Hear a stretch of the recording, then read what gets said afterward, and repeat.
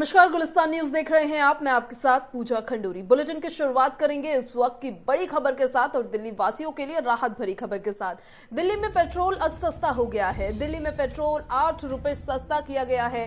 केजरीवाल सरकार द्वारा Delhi cabinet meeting में ये अहम फैसला लिया गया है।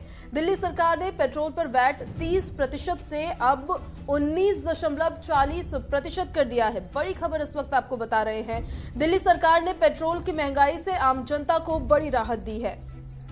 अब 1 दिसंबर 2021 को राज्य सरकार ने राजधानी में पेट्रोल पर वैट को घटा दिया है। केजरीवाल सरकार के इस फैसले के बाद दिल्ली में अब पेट्रोल करीबन 8 रुपए तक सस्ता हो जाएगा, जिसके बाद दिल्ली में 1 लीटर पेट्रोल की कीमत आपको जानकारी दे दें कि 95.97 रुपए प्रति लीटर हो जाएगी। वहीं पेट्रोल के नए रेट्स आज ही आधी रात से लागू हो जाएंगे, ये भी जानकारी है। कैबिनेट बैठक में ये अहम फैसला लिया गया है। राज्य सरकार ने आज एक कैबिनेट बैठक की, जिसमें ये फैसला लिया गया। केजरीवाल ने बैठक में पेट्रोल पर लगने वाले वैट को 30% से कम करके अब 19.40% कर दिया। आज रात से ही पेट्रोल भरवाने वालों को 8 रुपए सस्ता पेट्रोल अब मिलेगा।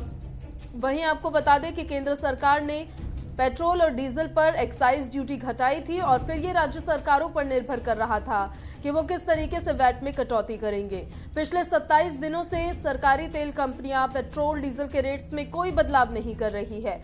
इस साल की शुरुआत के बाद से ही देश भर में पेट्रोल डीजल के दामों में आग लगी हुई है।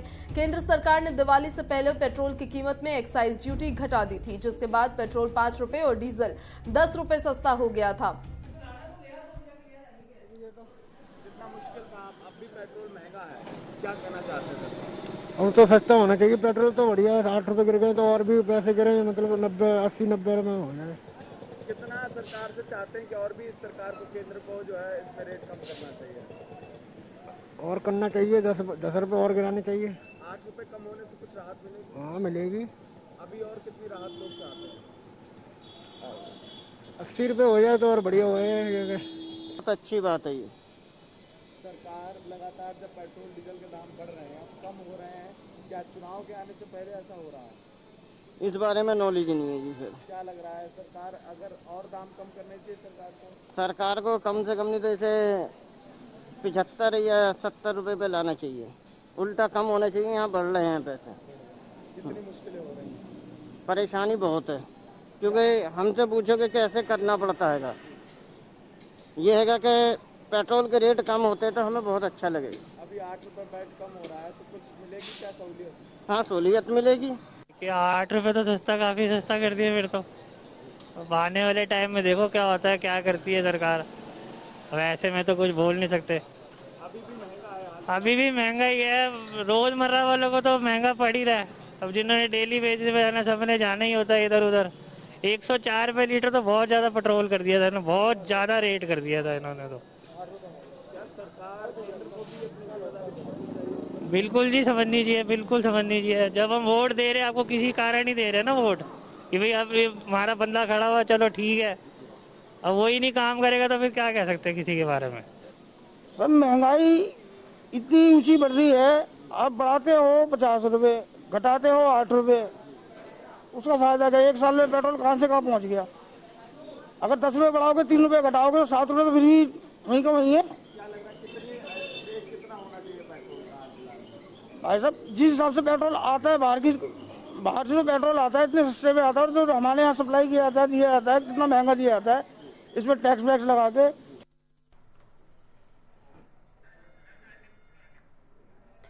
तो दिल्ली सरकार ने पेट्रोल की महंगाई से आम जनता को बड़ी राहत दी है। 1 दिसंबर 2021 को राज्य सरकार ने राजधानी में पेट्रोल पर वैट घटा दिया है। केजरीवाल सरकार के इस फैसले के बाद अब दिल्ली में पेट्रोल करीबन 8 रुपए तक सस्ता हो जाएगा, जिसमें दिल्ली में 1 लीटर पेट्रोल की कीमत 95.97 रुपए प्रति लीटर हो जाएगी। वहीं ये भी जानकारी आपको बताते चले कि पेट्रोल के नए रेट्स आज आधी रात से ही लागू हो जाएंगे, यानी आधी रात से जो लोग भी अपने वाहनों में पेट्रोल भरवाएंगे, नए रेट्स के साथ वो पेट्रोल भरवाने वाले हैं। कैबिनेट बैठक में भी अहम फैसला लिया गया था। कैबिनेट बैठक में यह फैसला लिया गया कि केजरीवाल ने बैठक में पेट्रोल पर लगने वाले वैट को 30% कम करके अब 19.40% कर दिया है।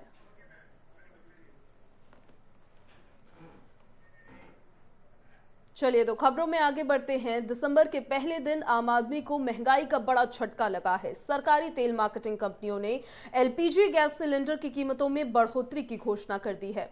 आज से ये बढ़ोतरी भी लागू हो गई है। इंडियन ऑयल कॉर्पोरेशन ने 19 किलोग्राम कमर्शियल गैस सिलेंडर के दाम में 100 रुपए से अधिक का इजाफा किया है। इसके बाद दिल्ली में 19 किलोग्राम की कमर्शियल गैस सिलेंडर की कीमत आज से 100.50 रुपए प्रति सिलेंडर बढ़ चुकी है। वहीं दिल्ली में कमर्शियल गैस सिलेंडर की कीमत अब बढ़कर 2101 रुपए पहुंच गई है।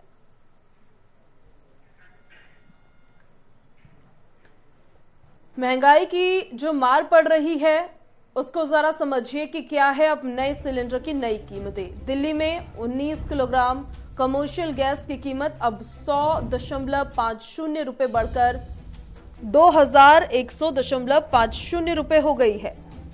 इसके अलावा आपको बताएं कि पहले दिल्ली में 19 किलोग्राम कमर्शियल गैस की कीमत 2100 रुपए होती थी, लेकिन महंगाई का जोरदार झटका लगा है। और कोलकाता की अगर बात करेंगे, कमर्शियल गैस सिलेंडर 101 रुपए बढ़कर 2174.5 रुपए हो गया है। और पहले कोलकाता में ही कमर्शियल गैस सिलेंडर की कीमत 2073.5 रुपए हुआ करती थी। महंगाई की मार के चलते जोरदार झटका लगा है। सिलेंडर की नई कीमतें अब जारी की गई है। मुंबई की बात कर लेते हैं। 19 किलोग्राम कमर्शियल गैस की कीमत अब बढ़कर 2051 रुपए हो गई है। और अगर इसी को लेकर हम बात करें तो ये सिलेंडर की नई कीमतें हैं, लेकिन पहले कीमतों के बारे में अगर आपको बताएंगे तो मुंबई में पहले कीमत 1950 रुपए हुआ करती थी। ये अब 101 रुपए की बढ़ोतरी के साथ नए दामों के साथ मार्केट में सामने आई है। चेन्नई में 19 किलोग्राम कमर्शियल गैस सिलेंडर का दाम 101.50 रुपए महंगा हुआ है। और चेन्नई की ही बात करेंगे तो पहले की कीमत जरा देखिए। 19 किलोग्राम कमर्शियल गैस सिलेंडर पहले 2133 रुपए हुआ करता था। वहीं चेन्नई में 19 किलोग्राम कमर्शियल गैस सिलेंडर पहले 2133 रुपए पर था, लेकिन अब नई सिलेंडर की कीमतों के साथ आम जनता को बड़ा झटका लगा है। उसका बहुत तो ज़्यादा रेट बढ़े जा रहे हैं। पहले था 900 रुपये, 1000 रुपये, अब ये ज़्यादा बढ़े जा रहे हैं। करीबन 2050 रुपये हो गए। इसके मतलब हमारे कारोबार में भी इसमें फ़र्क बहुत पड़ गया है। तो जो मेरा ये छोटा सा कारोबार है, इस पर मैं कोरोना से मतलब महंगाई से सारे ठप पड़ा हुआ है, तो इसमें महंगाई बहुत ज़्यादा बढ़े जा रहा है। तो गुजारिश है जो महंगाई थोड़ा कम हो जाए। सर पहले 900 रुपये का सिलेंडर था, उसके बाद में 1000 रुपये का सिलेंडर हुआ, फिर 1100 रुपये का सिलेंडर हुआ, आज 2000 रुपये का सिलेंडर है। कारोबार बिल्कुल डाउन चल रहा है। बिल्कुल कहाँ से खरीदें, कैसे करें, कुछ समझ। बढ़ती कीमतों की वजह से, बढ़ती महंगाई की वजह से लोग कम आ रहे हैं, लोग कम काम डाउन है बिल्कुल। अब से पहले पीछे लॉकडाउन लग गया था। लॉकडाउन में लोगों की दिक्कतें इतनी आई कि बेहिसाब आई। फिर कोरोना काल आ गया।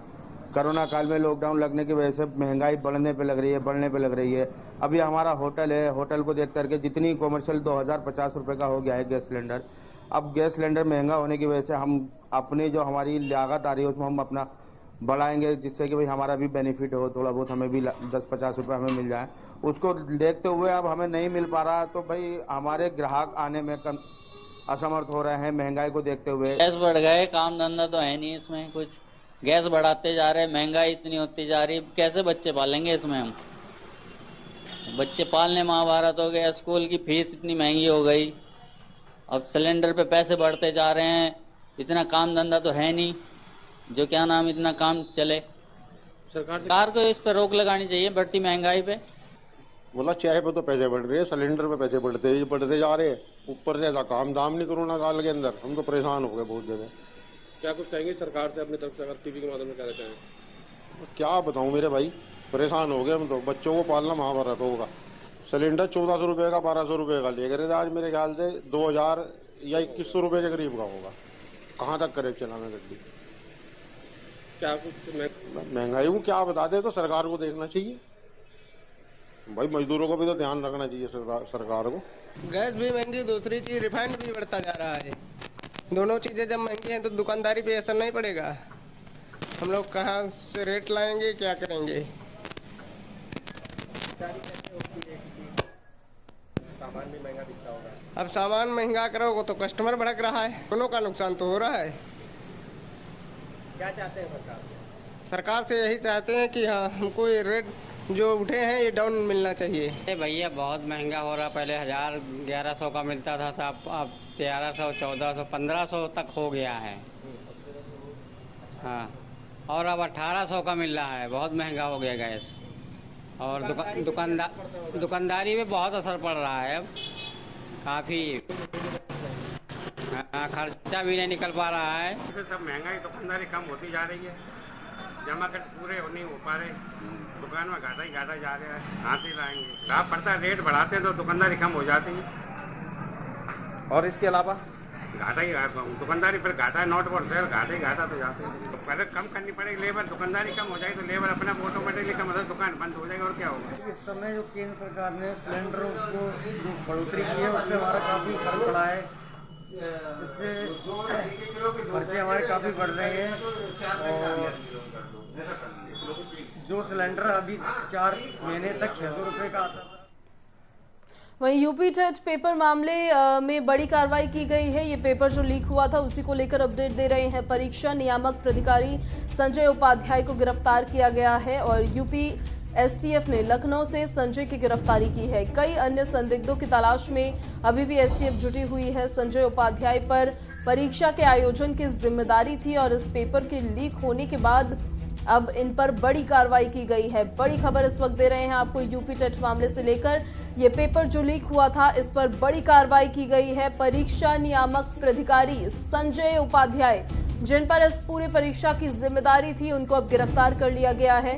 यूपी एसटीएफ ने लखनऊ से संजय की गिरफ्तारी दरअसल की है। कई अन्य संदिग्धों की तलाश में अभी भी एसटीएफ जो है वो जुटी हुई है। इस खबर पर ज्यादा जानकारी के साथ हमारे सहयोगी उमेश मिश्रा हमारे साथ सीधे जुड़ गए हैं। उमेश, बड़ी कार्रवाई है यूपी टेट पेपर लीक मामले में कि परीक्षा नियामक प्राधिकारी संजय उपाध्याय को गिरफ्तार अब कर लिया गया है। आगे की जांच किस तरीके से चल रही है?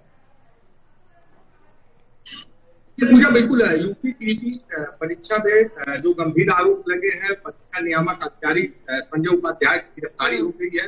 यूपी एसटीएफ ने राजधानी लखनऊ से उनकी गिरफ्तारी की है। साथ ही साथ उनके और भी जो सहयोगी हैं उनके बारे में एसटीएफ बहुत जल्द ही गिरफ्तारी कर सकती है, जो उनके सहयोगी रहे हैं, जो उनका साथ दिए हैं इस पूरे घटना में। हालांकि जिस तरह से प्रिंटिंग प्रेस जहां छपने को पेपर दिया गया था, जहां छपाई होनी थी, उसके डायरेक्टर को भी एसटीएफ ने गिरफ्तार किया है। और उसके बाद से जिस तरह से उत्तर प्रदेश की सरकार ने, यानी योगी जी ने कहा था कि जो भी इसमें लिप्त अधिकारी हैं, चाहे वो जितने बड़े पद पे हों, उनके ऊपर कार्रवाई होगी। तो बिल्कुल उत्तर प्रदेश की सरकार ने कार्रवाई किया है। संजय उपाध्याय जो परीक्षा नियामक अधिकारी थे, बड़े अधिकारी हैं ये, और इनके ऊपर कार्रवाई की गई है। इनको एसटीएफ ने हिरासत में लिया है। तो अब ये बिल्कुल साफ हो जाता है पूजा कि जो और लोग हैं, जो और सहयोगी हो सकते हैं। तो लिया गया है उमेश, संजय उपाध्याय ने क्या कोई कबूलनामा भी किया है? इससे जुड़ी जानकारी पुलिस द्वारा बताई गई हो? देखिए पूजा, अभी एसटीएफ उनको गिरफ्तार कर ले गई है, पूछताछ कर रही है। बहुत जल्द ही इस बात के दावे किए जा रहे हैं पुलिस सूत्रों के अनुसार कि जो और सहयोगी हैं उनके, संजय उपाध्याय के, उन सहयोगियों के ऊपर एसटीएफ बहुत जल्द ही शिकंजा कसेगी। साथ ही साथ और तमाम जगह से गिरफ्तारी हो सकती है। जो लोग भी इस पूरे कांड में जुड़े रहे हैं संजय उपाध्याय के साथ, या प्रिंटिंग प्रेस जहां पे छपाई हुई थी, उसके जो भी और सदस्य हो सकते हैं, उनकी भी गिरफ्तारी एसटीएफ बहुत जल्द करेगी। और कितने लोगों को अभी तक गिरफ्तार कर लिया है पुलिस द्वारा उमेश? देखिए पूजा, इसमें 30 से ज्यादा लोगों की अब तक गिरफ्तारी हुई है। लेकिन सबसे बड़ी कार्रवाई ये मानी जा रही है कि जिस तरह से परीक्षा कराने की जिम्मेदारी जो परीक्षा अधिकारी थे, यानी संजय उपाध्याय के ऊपर जो सरकार ने कार्रवाई की है, इससे बिल्कुल साफ हो गया है कि इसमें और भी जो लोग हो सकते हैं, जो मददगार हैं, उनको बहुत जल्द ही जो एजेंसियां हैं वो कार्रवाई के जद में लाएंगी। और कहीं ना कहीं इसमें जो पूरे कांड को करने वाले थे, जो मेन जिम्मेदारी थी, वो संजय उपाध्याय की थी। इनके इसके साक्ष्य एसटीएफ को मिले हैं। साथ ही साथ शिथिलता बरतने में और तमाम साक्ष्य एसटीएफ के हाथ लगे। हालांकि अभी एसटीएफ के अधिकारी संजय उपाध्याय से पूछताछ कर रहे हैं। इस बात के जो पुलिस सूत्र के अधिकारी हैं वो कह रहे हैं, सूत्रों के अनुसार ये पता चला है कि बहुत जल्द ही और भी नामों को लेकर संजय उपाध्याय का जब मुंह खुलेगा एसटीएफ के सामने पूछताछ में, तो कई और नाम आने की जाएंगे संभावना जताई यहाँ पर जा रही है। उमेश, ये तो हुई कार्रवाई के बाद, जो पेपर लीक कांड ये हुआ है उस पर कार्रवाई लगातार जारी है। अगर छात्रों के लिहाज से देखा जाए तो वो जानना चाहेंगे कि यूपी टेट का पेपर दोबारा कब अब कंडक्ट कराया जाएगा, उससे जुड़ी कोई अपडेट या फिर कोई सर्कुलर, कोई नोटिस अभी तक सामने आया है क्या? देखिए पूजा, आपने बड़ा अहम सवाल किया है कि तमाम जो 20 लाख के आसपास अभ्यर्थी थे जिनको परीक्षा देना था और वो बेचारे निराशा होकर अपने घर को लौटना पड़ा उनको, लेकिन अब उनको इंतजार है कि कब आखिर सरकार ये परीक्षा कराएगी। सरकार की तरफ से अभी इसका कोई भी आधिकारिक बयान सरकार की तरफ से नहीं आया है कि कब हो जाएगा, लेकिन इतनी बात जरूर है सरकार के अनुसार कि 1 महीने के अंदर ही इस परीक्षा को कराया जाएगा। लेकिन अभी इसकी तिथि की घोषणा नहीं हुई है। बहुत जल्द ही जो सूत्र बताते हैं कि सरकार द्वारा इस परीक्षा को कार्रवाई की जद में लाया जाएगा और कोई भी शुल्क उन परीक्षार्थियों पे नहीं डाला जाएगा जिसके चलते कम से कम उनको और परेशानी बढ़े। हालांकि सरकार इस व्यवस्था को मूर्त रूप देने में लगी है कि जल्द इस परीक्षा को कराया जाए। चलिए, बहुत शुक्रिया उमेश आपका तमाम जानकारी के लिए। लगातार आपसे अपडेट्स लेते रहेंगे। अभी की बड़ी जानकारी, यूपी टेट पेपर लीक मामले में बड़ी कार्रवाई की है। यूपी एसटीएफ ने लखनऊ से संजय उपाध्याय की गिरफ्तारी दरअसल कर ली है। खबरों में आगे बढ़ते हैं। समाजवादी पार्टी का आज से मिशन बुंदेलखंड शुरू हो चुका है। उत्तर प्रदेश में चुनाव नजदीक है और मिशन बुंदेलखंड की तरफ समाजवादी पार्टी अब जाती नजर आ रही है।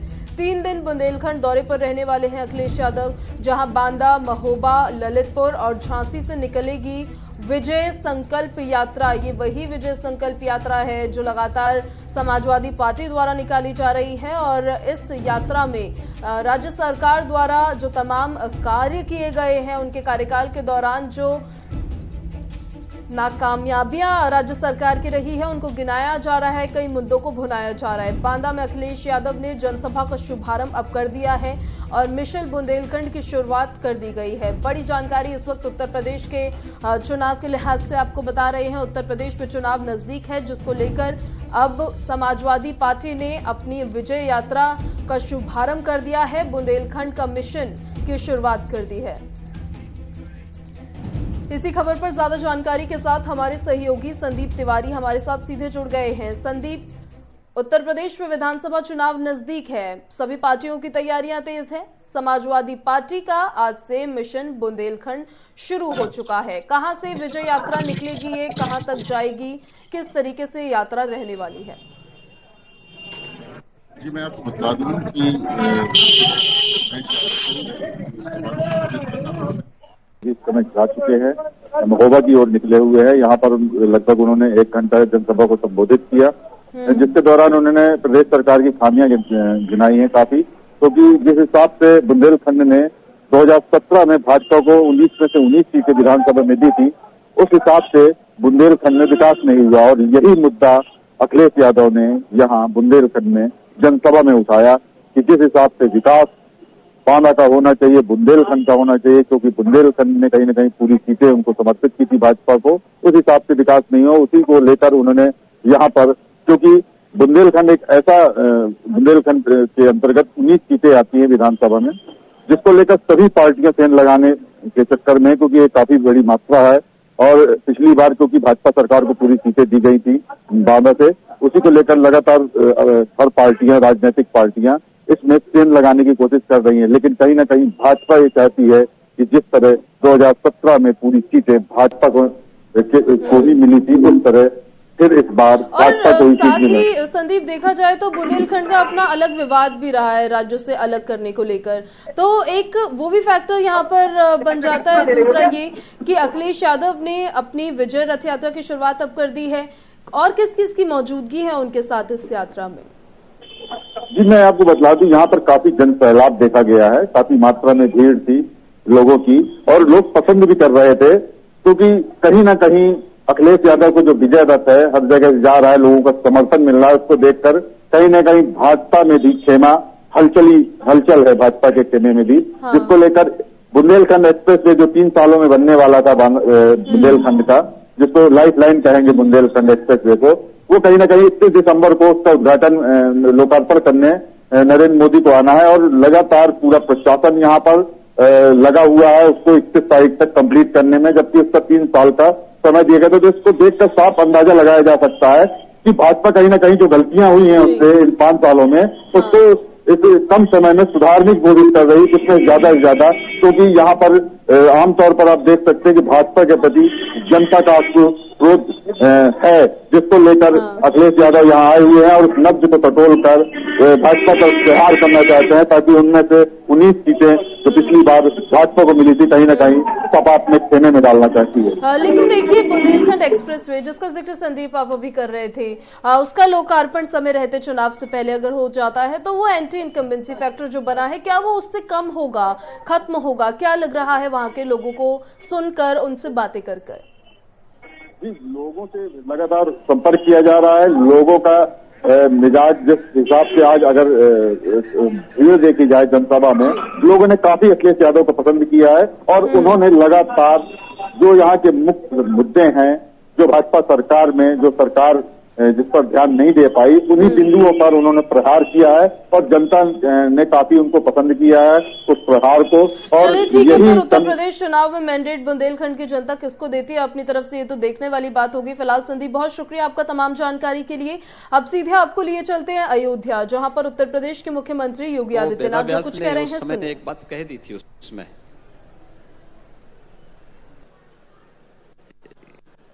किसी ने पूछा होगा महाभारत के बारे में कि महाभारत जैसा ग्रंथ कैसा है और क्या ये अलग है, क्योंकि उससे पहले वेद थे ही। अलग विषय है, श्रवण परंपरा के साथ जुड़े रहे होंगे। रामायण जैसा महाकाव्य आ चुका था, और सर्वश्रेष्ठ महाकाव्य था अपने समय का, आज भी लौकिक संस्कृत का सर्वश्रेष्ठ महाकाव्य माना जाता है। तो उनसे पूछा गया कि आखिर क्या है इसमें, अद्भुत क्या है? तो उन्होंने एक ही बात की थी, धर्मे अर्थे च कामे च मोक्षे च भरतर्षभ यदि हास्ति त्वदन यत्र यानी हास्ति न त्वत् क्वचित। धर्म, अर्थ, काम और मोक्ष जो 4 मानवीय पुरुषार्थ है, इनसे जुड़े हुए दुनिया के अंदर जो कुछ भी होगा वह इसमें होगा, इसमें है, और जो इसमें नहीं है वह अन्यत्र कहीं नहीं है। और मुझे लगता है कि महाभारत जैसा महाग्रंथ वह सब कुछ है उसमें, और उसमें वही सब कुछ है जो भारत के अंदर पहले से मौजूद है, जो हमारे वेदों में है, जो रामायण में है, जो उपनिषदों में है, जो पुराणों में है, वे सब कुछ उसमें निहित है। और मुझे लगता है कि हमने उस पवित्र ग्रंथ को, एक समय अभी साजिश चली थी कि महाभारत के प्रति लोगों के मन में एक अमनस्कता का भाव पैदा प्रयास हुआ था, लोगों को दिखाने का प्रयास हुआ था कि महाभारत जैसे ग्रंथ को लोग अपने घरों में न रखें। आखिर उसी महाभारत महाग्रंथ का ही एक भाग श्रीमद् भगवत गीता है, जिसको इस देश ने अपना राष्ट्रीय ग्रंथ माना। आप न्यायालय में जाएंगे तो श्रीमद् भगवत गीता को साक्षी मान करके ही वहां शपथ ले पाते हैं। लेकिन उन तथ्यों से आपको अनभिज्ञ करने के लिए, दूर रखने के लिए किस प्रकार का दुष्प्रचार होता रहा है, और ये दुष्प्रचार की पराकाष्ठा थी। चलिए, खबरों में मेरे साथ अभी इतना ही।